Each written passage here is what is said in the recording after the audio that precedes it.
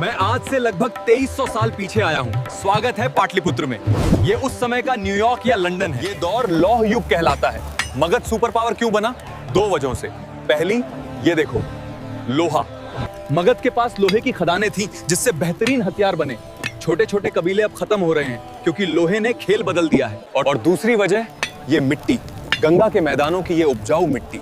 यहाँ अनाज इतना होता है कि विशाल सेना का पेट भरा जा सके। अब हम बात करते हैं नंद वंश के अंतिम शासक के बारे में, धनानंद। धनानंद वो राजा था जिसकी ख्याति धन संपत्ति के लिए दूर दूर तक थी। कहा जाता है उसने इतनी संपत्ति जमा की कि सोने के ढेर गंगा के तट तक पहुंच गए। उसकी कर नीति इतनी कड़ी थी कि लोग खालों, लकड़ियों और पत्थरों पर भी कर देने को तैयार नहीं थे। लेकिन यही करों की वजह से आम जनता में असंतोष फैल गया। लेकिन अभी यहाँ माहौल थोड़ा गर्म है। अभी यहाँ नंदवंश का राज है। उनके पास बहुत बड़ी सेना है, बहुत पैसा है, लेकिन राजा घमंडी है। जनता खुश नहीं है।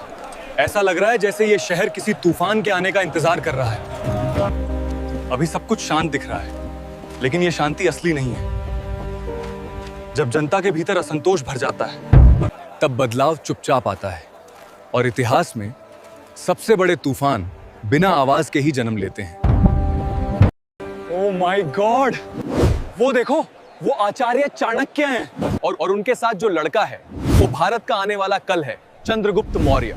यही वो मोमेंट है जहां इतिहास बदलने वाला है। गाइस, तुम यकीन नहीं करोगे, मैंने अभी किसे देखा। युद्ध तलवार से नहीं, बुद्धि से जीता जाता है। धनानंद को कैसे हराएं आचार्य? उसके पास धन है पर जन नहीं, भय है पर निष्ठा नहीं। तो दोस्तों, हम एक नए युग की शुरुआत पर खड़े हैं। शास्त्रीय युग शुरू हो रहा है।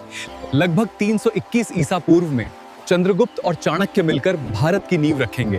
पहला अखंड मौर्य साम्राज्य। अफगानिस्तान से लेकर दक्षिण भारत तक पहली बार सब एक होंगे। चलो दोस्तों, मुझे निकलना होगा इससे पहले कि कोई सैनिक मुझे पकड़ ले। मिलते हैं अगले एडवेंचर में। Peace out.